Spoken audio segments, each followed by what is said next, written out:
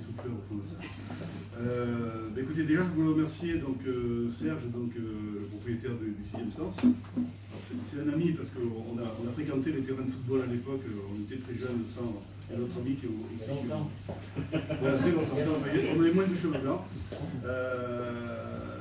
Je veux dire, ça traduit notre démarche. Notre démarche, c'est de vous rencontrer. On a fait l'autre jour sur l'aspect associatif, l'aspect culturel sur le Samana. Notre démarche, c'est de se délocaliser. Et le lieu aujourd'hui n'est pas anodin. La volonté, ça a été de se mettre aux Auxiliaires, puisque c'est vraiment le quartier qui traduit la problématique de la mobilité.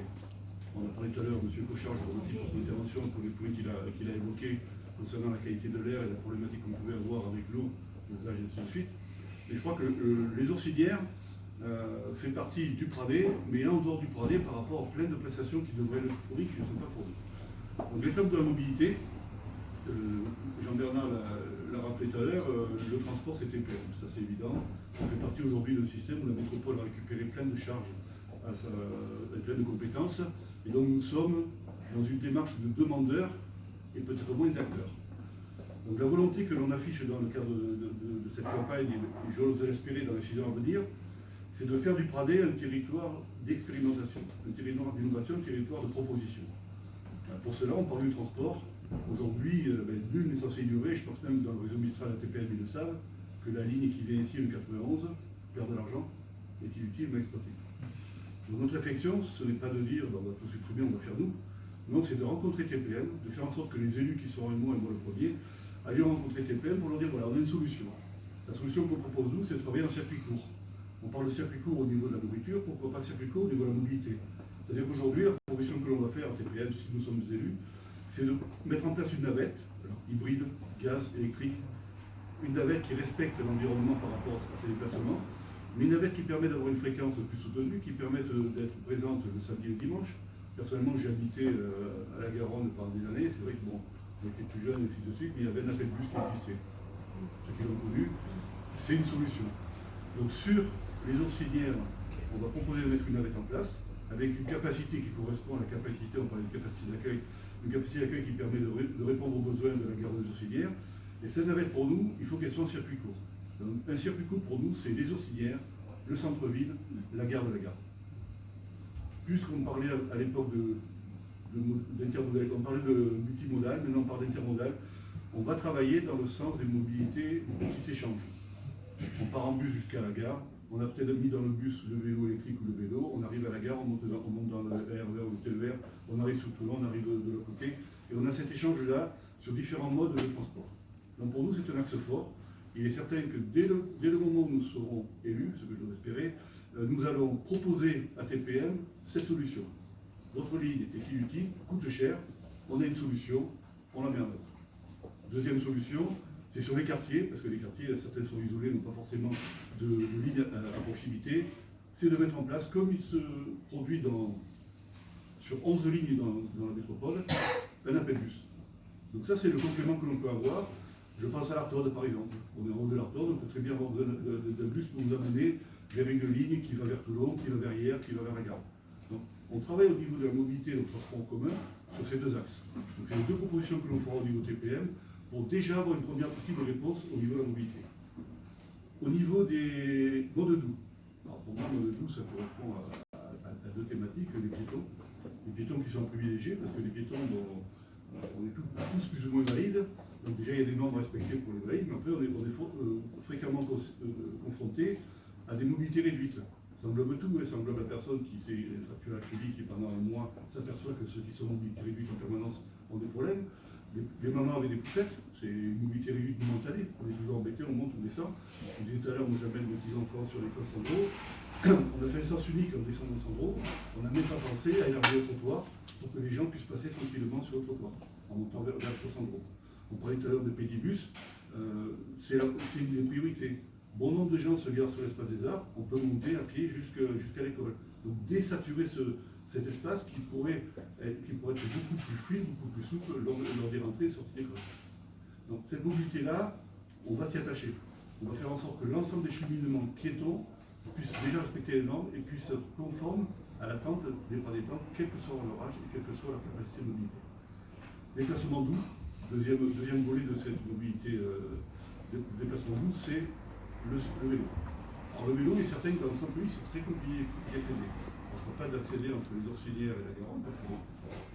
Le vélo électrique amène un petit peu une réponse, mais qui n'est pas forcément, utile, je vais dire. C'est pas peut-être la réponse totale. Mais le vélo, en centre-ville, nous avons l'idée, et je rejoins ce qui a été dit, c'est d'arriver à faire en sorte qu'on crée un déplacement doux en parallèle de la première DFR. Aujourd'hui, la première DFR est compliquée. Il y a beaucoup de véhicules, il y a des bus, il y a très peu de place. On ne veut pas faire des bandes cyclables comme ça a été fait par ailleurs. Parce que les bandes cyclables, ça ne résout pas le problème de sécurité. Ça résout peut-être le problème de déplacement. Mais une personne âgée qui a pas trop de réflexes, c'est compliqué. Une personne avec ses enfants, c'est compliqué. Voilà. L'idée, c'est d'arriver à créer des lieux dédiés aux piétons et au vélo. Donc, de créer un espace qui soit en parallèle de la première DFR. Donc, de raccorder, tout à l'heure Eric en parlait, de raccorder la déviation qui fait le contour de la ville, de la ramener par l'avenue Jean Moulin, c'est l'avenue qui monte du gymnase, et à partir de là, de rentrer pour aller vers le Clonnier. Si vous remarquez bien le fonctionnement du Pradé, tous les 200 mètres, vous avez une pénétrante qui remonte vers la première DFR.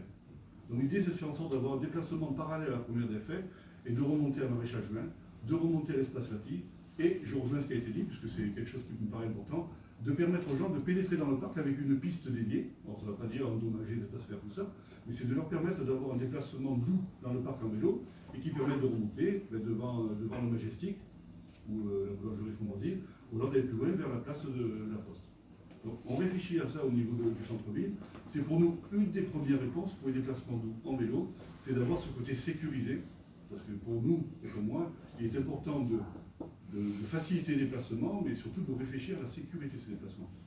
Je répète, mettre une bande cyclable dans le trottoir, c'est bien, c'est la peinture verte, ça ne coûte pas très cher, mais pour la sécurité des déplacements. Donc voilà, au niveau mobilité, les deux axes prioritaires, il y en aura d'autres, et que l'on va défendre au lendemain de l'élection si on est élu, auprès de TPM pour le transport en commun, et pour la ville du Pradé, tout ce qui est transport inter, donc on parlait de navette, on parlait de mobilité douce, on parlait de trottoir, on parlait de vélo, on est vraiment dans cet axe-là, et je remercie Laetitia pour la présentation qu'elle a faite, qui a retracé le travail de tout le groupe. On a vraiment une réflexion sur cette... alors, ce qui est un terme pour moi galvaudé aujourd'hui, c'est le développement durable, sur ce côté environnement, sur ce côté économie, ce côté social. On a parlé du vélo, on a parlé aussi d'une transition qui sera faite dans un autre atelier, un autre café débat concernant l'agriculture. Et on a quand même aussi une réflexion transverse, parce que l'environnement, c'est l'agriculture. Moi, j'ai toujours considéré que les agriculteurs, hormis le besoin essentiel de nourrir l'autre, étaient des aménageurs du paysage. C'est eux qui contribuent à nos paysages. Donc pour moi, c'est important de prendre en considération l'agriculture. Et on a une réflexion aussi donc, sur le jardin de Pauline, qui a toujours eu une vocation d'insertion, depuis qu'il a été mis à disposition justement de l'association Jardin de Pauline. Et donc ce jardin de Pauline, pour nous, il a une vocation de devenir des jardins partagés. Pourquoi? Parce qu'on travaille sur le lien, avec l'autre, on travaille sur l'éducation, vous l'avez évoqué. On a parlé de mobilité, il faut éduquer, mais quand on dit éduquer, c'est pas que les petits qui sont à l'école, c'est aussi les adultes. Et je rejoins ce qui a été dit de manière assez rapide, le besoin de contrôle. Pour moi, il faut que le citoyen demain soit éco-responsable, soit un citoyen dans la démarche de tri de déchets, de mobilité. S'il ne fait qu'avoir un service, il ne se soucie pas du reste. Donc pour moi, il est important que le citoyen, quel que soit son âge, soit éduqué, soit informé, et pourquoi pas sanctionné, parce que ça fait partie aussi du jeu, parce que ça fait partie du rôle qu'on doit au niveau municipalité. À partir du moment où on est arrivé à un certain niveau d'éducation, d'information et d'enseignement, s'il y a des dégradations, je pense qu'à un moment donné, il faut passer à une autre forme d'information. Les déchets, on a parlé de mobilité, on a parlé aussi d'environnement, donc on a parlé de qualité de l'air, on a parlé du parc national Porquerolles. Je pense que c'est important comme ancrage pour une commune. Nous sommes adhérents de la charte du parc national Porquerolles. Il faut travailler avec. On est adhérent depuis 2014, 2015.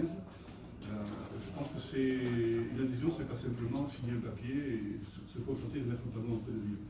Je pense qu'aujourd'hui, on a toutes les possibilité de travailler avec le travail sur la propriété.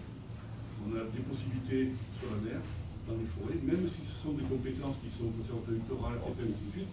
Je le répète, la volonté que nous avons au niveau de notre équipe, c'est d'être fort de proposition. Moi, le message que je fais passer auprès des gens qui sont aujourd'hui et qui demain seront élus, c'est d'être des VRP du Pradé, dans tous les domaines pour défendre le Pradé, dans son identité, dans son histoire. La métropole est obligatoire, elle est indispensable, parce que justement, c'est avec tous les ouvrages qu'elle a les compétences, mais nous devons être à même de proposer, d'innover, et de faire en sorte que le territoire du Pradé soit vraiment un champ d'expérimentation sur lesquels les communes environnantes pourront s'appuyer. Tous les jours, on dit, on a parlé tout à l'heure, moi j'ai vu dans votre commune, j'ai vu ci, j'ai vu là, on peut s'inspirer de ce qui se fait, et nous, notre volonté, dans le domaine de l'environnement, de la mobilité, dans l'ensemble des champs de compétences qui resteront au niveau de la municipalité, en fait la métropole est devenue plus importante dans ses compétences, nous allons être force de proposition, et on veut que notre territoire soit un territoire d'innovation. On parlait des déchets, je vais rapidement, la déchetterie est obsolète. Pourquoi? Déjà, elle est en zone rouge, les zones d'habiter est en zone rouge depuis des générations, mais c'est bon. On va dire, on s'est assis dessus, moi le premier que j'ai vu, ça fait partie de la règle du jeu. Il y avait une déchetterie, c'est déjà bien beau d'avoir une déchetterie, mais aujourd'hui, la compétence étant transférée à TPM, elle est saturée. Elle ne répond plus aux besoins, on va dire, de la métropole. Elle répondait déjà difficilement aux besoins des prendre d'État, parce que pour le moment c'était compliqué, mais aujourd'hui, elle ne répond plus aux besoins de la métropole. Donc l'idée que l'on a, c'est de transférer cette déchetterie. Vous avez un terrain qui se trouve à Diligence. Alors on va me dire, oui, c'est l'entrée de ville, d'accord, mais à la bâtie, on est aussi à l'entrée de ville, qu'on soit clair. Et là, on a de l'espace.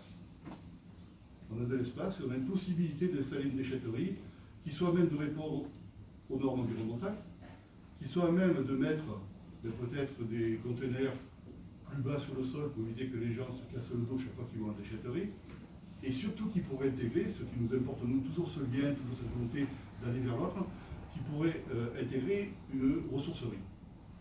Ressourcerie, ça veut dire on récupère des équipements que les gens veulent amener à la déchetterie, mais ce n'est pas parce qu'il est cassé, c'est parce qu'ils ont acheté une maison, ils n'ont pas d'abord de la maison, et de pouvoir, avec ce lien, à travers une association, redonner à quelqu'un qui a besoin de four micro-ondes, d'une machine à laver.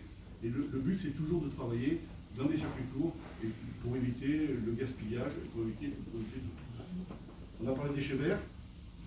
On mettra en place, moi je travaille sur ce mandrier tous les jours, on mettra en place un système qui permettra de collecter les déchets verts. Je reprends ce qu'il disait, tout le monde n'a pas une remorque, un camion qui permettent d'eux, une voiture où on entasse les feuilles après il faut laver la voiture. Donc, on mettra en place ce système-là, on mettra en place un système de broyage. Des broyages qui sera fait par des employés communaux. Parce qu'il y a une responsabilité. Ça veut dire qu'on ne demandera pas aux gens de venir s'entasser derrière pour justement, ça va entasser, ça va faire de l'embouteillage, mais on mettra en place un broyage, parce que déjà on pourra reconvertir sur du broyage, on pourra reconvertir sur du compost, et on pourra, si jamais tout seul ne fonctionne pas à 100%, transporter des bennes qui seront pleines d'arbres et de feuilles, et non pas pleines de vide, parce qu'aujourd'hui on transporte des bennes avec des branches, donc il y a un volume qui n'est pas occupé, qui aujourd'hui nous coûte de l'argent. Donc moyen de faire l'économie. On a parlé économie énergie renouvelable. On va aussi mettre en place, alors ça c'est un plan pluriannuel, puisqu'on parlait tout à l'heure d'aide de l'État qui peut changer, qui évolue, et ainsi de suite. Mais on va mettre en place un plan pluriannuel et qui va certainement au-delà de mon premier mandat, parce que forcément c'est des actions long terme, de mise en place de panneaux solaires sur l'ensemble des bâtiments communaux. Aujourd'hui on a un CTM qui fait des centaines de mètres carrés, des milliers de mètres carrés, on a des gymnases. On a plein de lieux publics, qu'ils soient bâtiments ou espaces publics, où on peut proposer justement un abri de parking avec des panneaux solaires, pourquoi pas à la bâtie. Ça existe sur le géant casino, pourquoi pas, ça permet de faire des économies d'énergie in fine. Donc voilà, tout ça, c'est dans notre réflexion, donc c'est ce qu'on va proposer dans le cadre du programme. Aujourd'hui, vous avez un peu la primeur, parce qu'on ne sort que quelques idées pour vous montrer que le travail est conséquent. Mais moi je vous remercie, je ne vais pas être plus long. Je vous remercie parce que vous êtes présents. Je vous remercie parce que vous nous avez conforté dans certains axes. On a pris quelques éléments qui peuvent être améliorés, je pense que c'est l'intérêt de ce débat. Je vous remercie aussi parce que vous montrez que la volonté que l'on a, et je pense l'avoir prouvé quand j'étais élu, j'ai quand même été plus de 20 ans élu, je pense que dans les CIL et dans les différentes associations où j'ai pu siéger en tant que chef conseiller municipaux jusqu'à premier magistrat, je pense que vous avez compris que la volonté c'est de concerter et d'impliquer. Je rejoins tout à fait ce que disait Alain Jérôme. Il est pour moi incontournable que les acteurs que sont le CIL soient des partenaires indispensables.